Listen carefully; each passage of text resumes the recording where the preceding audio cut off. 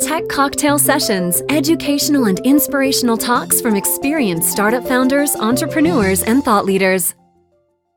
So we've got Zizi here. She's a startup founder. She started a company called Tapped In, based here in DC. And share a little bit about what that product was. Just give a quick. Sure. So that product was a social discovery tool. It was essentially Match.com, I guess, for professional networking.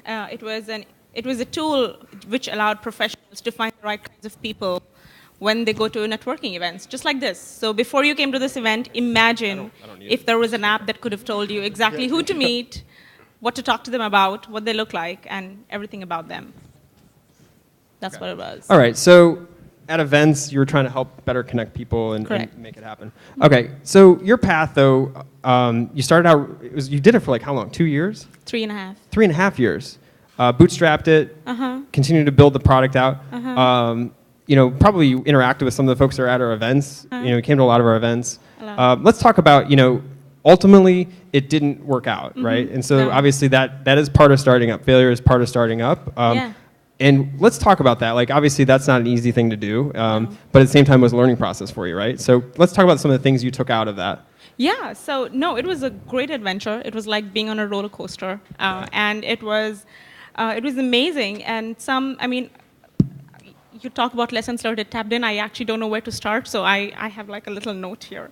I think the biggest lesson I took away was extreme, like almost punishing focus on product market fit. Like, I think we spent a really long time spinning our wheels, doing a lot of brainstorming and creating ideas and developing wireframes and talking to tons of people. And I think we didn't pay enough attention on who's going to buy this, who's using this, right?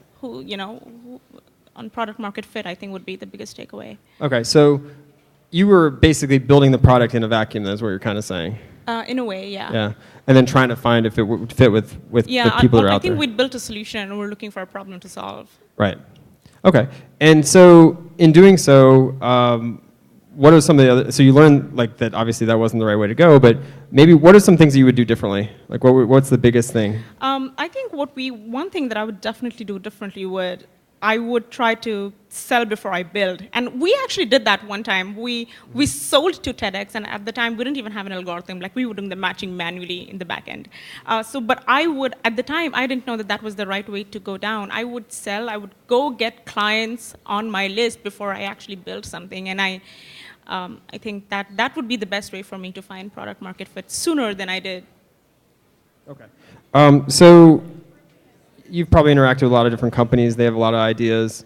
Maybe you could tell us a little bit more about like how, from your experiences, they should approach getting traction. Then, if your approach didn't quite work right, like what would you tell them to do differently? To get traction? Yeah. I think I would tell them to focus on the right metrics. I mean, the big problem that we had was we were not focusing on what should we focus on? Should we focus on the number of people who are coming to our website, people who are clicking the app, people who are downloading the app? I think because of that, because we weren't focusing on the right metrics, we weren't focusing on getting the right traction. Like, if we'd focused on how many people are actually having the right conversations, and if we tracked that, that would have taken the product in a different direction, and that would have helped with the traction. So I think my advice would be focus on the right metric early on. That's great advice. Focus on the right metrics. All right, so now you're at the College Board, right? Correct. What are you up to there?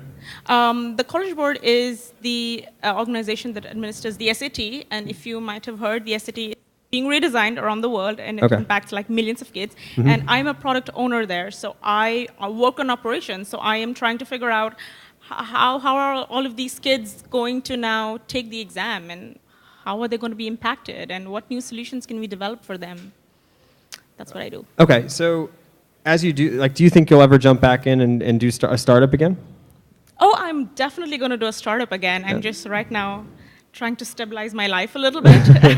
I just had a baby. I just need a little bit of a stable paycheck for a little bit, and then I'm going to jump back in. Okay, that's great to hear. I mean, 3.5 years of doing something is a long time, and then obviously you need to take a break and recharge. Yeah, just taking a breather, recharging, and I'm going to come back. Awesome. Thanks, Z, for being here today. I really appreciate it. Z's in the book, too. She shares some other insights about her company and the things they've done and the ups and downs as they did it. So, and what she learned from it. So, thank you so much. It's obviously the part of the startup that folks forget about is like, 1 out of every 10 make it and the rest, fails. So, so thank you for being here and sharing that story.